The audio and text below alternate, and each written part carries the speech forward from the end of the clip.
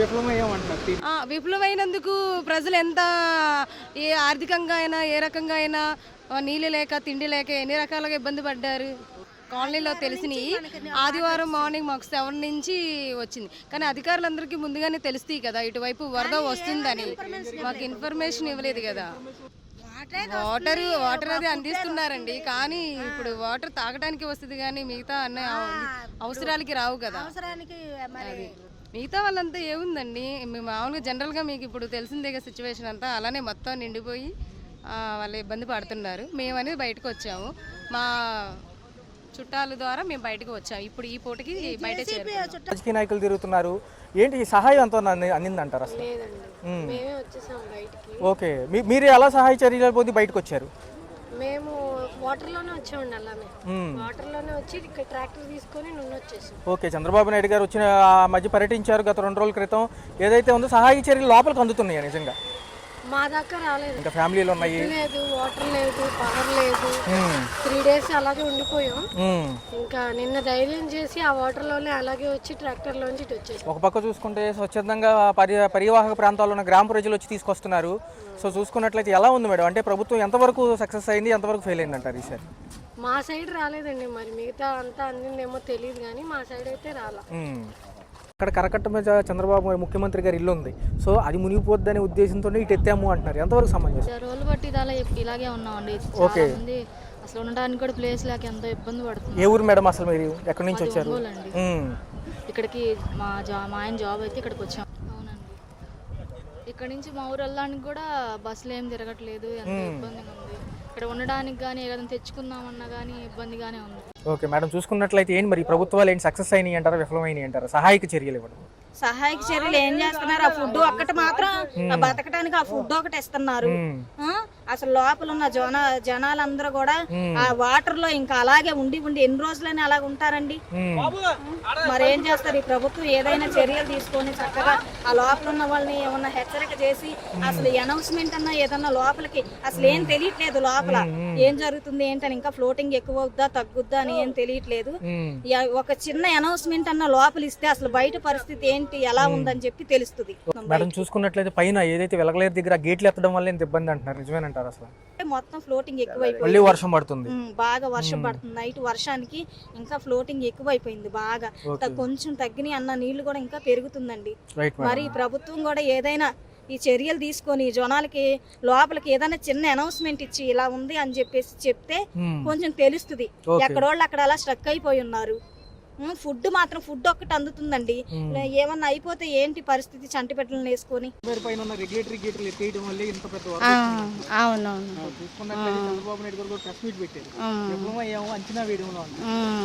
బానే ఉంది. కాకపోతే వాటర్ కరెంటు లేక తాగినా కానీ ఇంకా 2 రోజులు పడద్ది. వరద తగ్గలేదు కానీ అనుకుంటున్నామండి. దేవుడి దయ వల్ల తగ్గిపోతే ఆదివారం నుంచి అండి, ఆదివారం సండే నుంచి. ఫుడ్కి వాటికి లోటు లేదండి, చక్కగా ఇస్తున్నారు, ఏం పర్వాలేదు. కాకపోతే కరెంట్ లేదు కదా, దోమలతో ఇబ్బంది. మెడిసిన్ అంటే ఇస్తున్నారండి, కాకపోతే బయటికి వెళ్ళైనా మగవాళ్ళు తీసుకొస్తున్నారు. రాలే కొంచెం. చంద్రబాబు ముఖ్యమంత్రి గారి ఇల్లు ఉంది. సో అది మునిగిపోద్దనే ఉద్దేశంతో ఇటు ఎత్తాము అంటున్నారు. ఎంతవరకు సమంజసం? వాళ్ళు చేసేవాళ్ళు చేస్తున్నారు. అదే ఆదివారం నుంచి వచ్చిందండి. ఆదివారం 8 నుంచి వచ్చింది. ఇబ్బంది పడ్డాము. మరి వాటర్ అయితే దొరుకుతున్నాయి, 2 రోజులు బట్టి దొరుకుతున్నాయి కానీ మంచినీళ్ళు తాగటానికి మరి ఇంక దానికి దొరకట్లేదు నీళ్ళు. అందిని 2 రోజులు బట్టి అందుతున్నాయి. జరిగింది అంటున్నారు. అసలు ఏమి అసలు సడన్ గా వచ్చేసినాయి. కింద అయితే అసలు ఏమీ తీసుకోలేదు. సామాన్లు అందరి మునిగిపోయాయి. వచ్చారు, అటువైపు వచ్చారంట.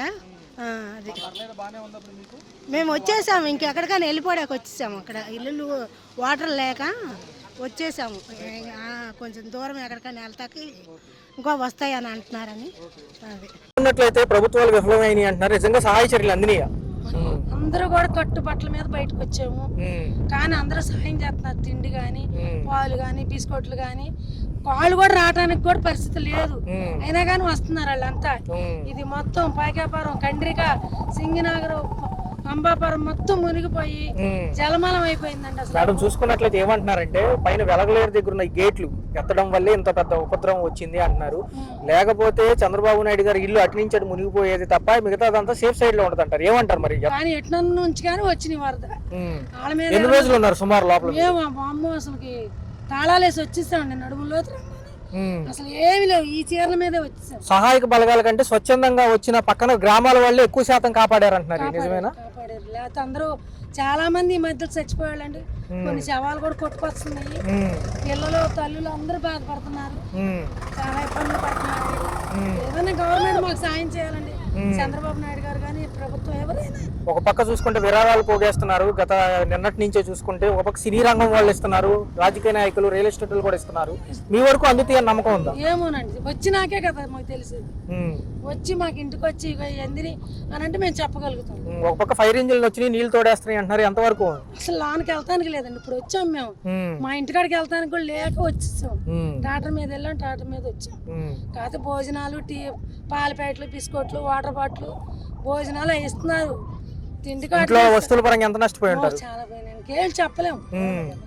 అసలు ఏమి లేవండి, ఉట్టి చేతులతో వచ్చాము. ప్రభుత్వం కానీ జాలి తెలిసి మా అందరికి సాయం చేస్తే అదే మాకు చాలండి. చూసుకున్నట్లయితే ఒక పక్క ఇంత పెద్ద వరద నష్టం ఎప్పుడు జరగలేదు అంటున్నారు. ఎప్పుడు జరగలేదు. ఏదైతే బుడమేరు పైన ఉన్న వెలగలేరు దగ్గర ఉన్న గేట్లు ఉన్నాయంట, ఆ గేట్లు ఎత్తారట. మొన్న ట్రాక్టర్ ఎత్తారట గేట్లు. ఆ గేట్లు ఎత్తడం వలన అటు నుండి నీరల్లా ఇటు కొట్టుకొస్తుంది.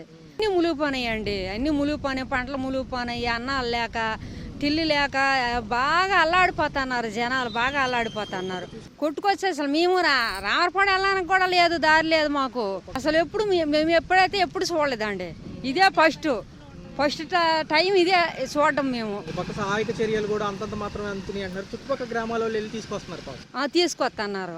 అది మాకైతే అసలు జగనన్న కాలనీలో ఉంటాము. మాకైతే నీరు అయితే లేదు, కానీ రోడ్లు బురద, రాలేము చేయలేము. రాపోనే సరే వస్తున్నాం ఇక్కడ దాకా. మేము రామరపాడు వెళ్ళాలి ఆ పనులకి. రామరపాడు అన్నానికి 3 రోజులు వస్తాను, 3 రోజులు మేము తిరిగి వెళ్ళిపోతున్నాం ఇంటికి. పనిలోకి వెళ్ళైపోతున్నాము. అసలు మాకు 4 వేళకి 5 రోజులు అయ్యింది. 5 రోజులని గ్యాస్ లేదు, వండుకోవడానికి లేదు. అదే బండ్లు పట్టుకుని తిరుగుతున్నాము అక్కడికి వెళ్ళి తెచ్చుకోవడానికని. ఒకవేళ ఇక్కడ ఒప్పుడుగా అయ్యిందంటే వెళ్ళి తెచ్చుకుంటాము అనుకుంటే ఎక్కడ అటు వెళ్ళడానికి కూడా దారి లేదు మాకు. ఇక్కడ దాకా వస్తున్నామో మరి తిరిగి వెళ్ళిపోతున్నాము. మనుషులు వెళ్ళడానికి కూడా సోదానం లేదు. ఇల్లు ఇక్కడ దాకా అయితే సగం వరకు అయితే నడుచుకుంటూ వెళ్తున్నారు జనాలు. అక్కడ కాండి మనుషులు కూడా వెళ్ళడానికి లేదు కదా. మేడం గారు చూసుకున్నట్లయితే ఇంత వరద ఉధృతి ఎప్పుడన్నా చూసారా? లేదు, ఇదే ఫస్ట్ టైం. సుమారు చూసుకుంటే వారం పైన అవుతుంది. చాలా వరకు ఫుడ్ సప్లై అవ్వట్లేదండి. అంటే మేము మాకు సంబంధించిన ఫుడ్ ప్రిపేర్ చేసి పంపించాము. ఓకే. మా చర్చి వాళ్ళు కూడా ఉన్నారు విజయవాడలో. కొంచెం నడుము దాకా నీళ్ళు వచ్చినాయి. అంటే వారం పైన పట్టొచ్చు. Right madam.